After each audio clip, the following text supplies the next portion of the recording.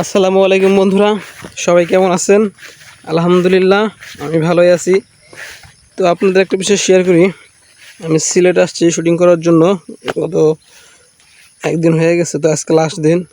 তো আমি ভাবলাম সিলেট যেহেতু আসছি, তাহলে বন্ধুদের যদি চা বাগান কাছ থেকে না দেখায় তাহলে বিষয়টা কেমন হয়। দেখুন সকালবেলা আমি কষ্ট করে, মনে করেন কীভাবে কষ্ট করতেছি আপনাদের জন্য। কারণ আমি সকালবেলা ওটা ব্রাশ করার পর গোসল করছি। এখন মনে করেন নাস্তা না করে চলে আসছি আপনাদের চা বাগান দেখানোর জন্য। কারণ সিলেটে আসছি, এখন চা বাগানটা যদি ভিডিও করে না দেখায় আপনাদের, তো বিষয়টা খারাপ দেখা যায়। তো আমার কষ্ট হলেও কিছু করার নাই। দেখুন এই যে রাস্তাগুলো কেমন জানি মনে করেন ওসা নিচে কেমন জানি রে আছে, এর মধ্যে কষ্ট করে হাইটে যাচ্ছি। তো আপনারা ওই যে পাশে দেখতে পারতেছেন সুন্দর চা বাগান। তো আপনাদের সামনে যে পুরোটা দেখাবো, এ পর্যন্ত সবাই আমার সাথে থাকুন।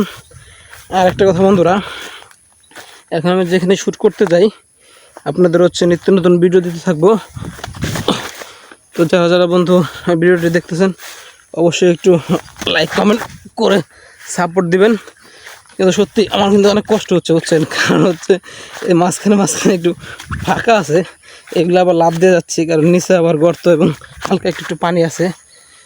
তো সবচেয়ে বড় আকর্ষণ হচ্ছে আপনাদের সামনে গিয়ে পুরো চা বাগানের উপরে উঠে আমি দেখাবো।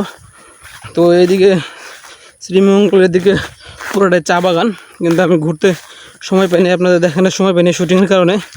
তো বন্ধু শুধু আপনাদের জন্য কষ্টটা করতেছি, অবশ্যই আপনারা পাশে থাকবেন বন্ধু। এই যে আমি চা বাগানে চলে আসছি। তো আপনাদের শুরুতেই মনে করেন চা বাগানে আসলাম, আসার পর আপনাদের একটু এই সাইডটা দেখাই। এই যে দেখুন, এই যে পুরা উপরে এগুলো পুরা চা বাগান, ঠিক আছে? তো এখন এই পাশটা দেখালাম পুরা চা বাগান, কিন্তু এখানে আপনাদের মূল উদ্দেশ্যটা দেখাবো, সেটা হচ্ছে এই যে আপনাদের পুরাটা দেখানোর জন্য আমি কষ্ট করে এখন কিন্তু চা বাগানের উপরে উঠতেছি, জাস্ট শুধু বন্ধু আপনাদের জন্য। তো যারা যারা তো অনেকে সিলেটে আসতে পারেন না, তো তারা এই ভিডিওর মাধ্যমে চা বাগান অন্তত একটু দেখতে পারবেন।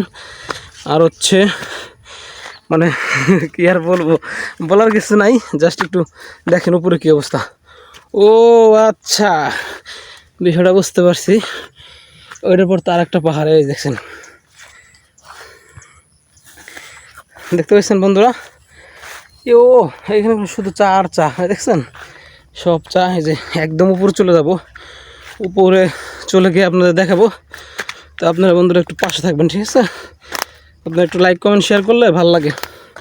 এটাকে আমি বান্দরবান যাওয়ার সময় পাহাড়ে উঠছিলাম, পাহাড়ে ওঠা কিন্তু অত্যন্ত কষ্টের বিষয়। তো তারপরেও আপনাদের দেখানোর জন্য চলে আসছি বন্ধুরা। এই যে দেখেন চা পাতা, এই যে দেখতে পাচ্ছেন, এই যে চারপাশে একদম ঘুরে ঘুরে দেখাচ্ছি। তো এখান থেকে আসলে চা সংগ্রহ করে আমাদের সারা বাংলাদেশে এবং কি বিভিন্ন দেশে পাঠানো হয়। তো চা শিল্পটা হচ্ছে আমাদের অনেক গর্বের একটা বিষয়, কারণ এখানে কোনো আমাদের লস নেই, ঠিক আছে? একটু ভয় করতেছে, এদিকে চলে আসছি, যদি কোনো সাপ পোকামাকড় বেরোয় যায় তাহলে তো সমস্যা। আল্লাহ। তো বন্ধুরা আমি আর এদিকে কি দেখতে চান আপনারা, কিন্তু আমি আর যাইতে চাচ্ছি না। আপনারা এখান থেকে আমি পুরো চা বাগানটা আপনাদের প্যান করে দেখাবো, ঠিক আছে? এই সামনে চা বাগান, ধুগু, ওই পাশে মেন রোড, এই চা পাতা।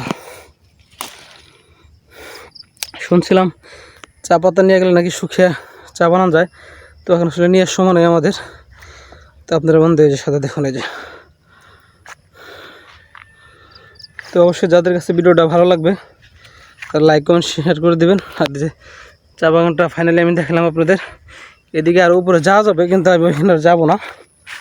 তো যতটুকু দেখতে পাচ্ছেন সবাই লাইক কমেন্ট শেয়ার করে দেবেন। ওকে, আল্লাহ হাফেজ, সবাই সুস্থ থাকবেন, ভালো থাকবেন। ওকে।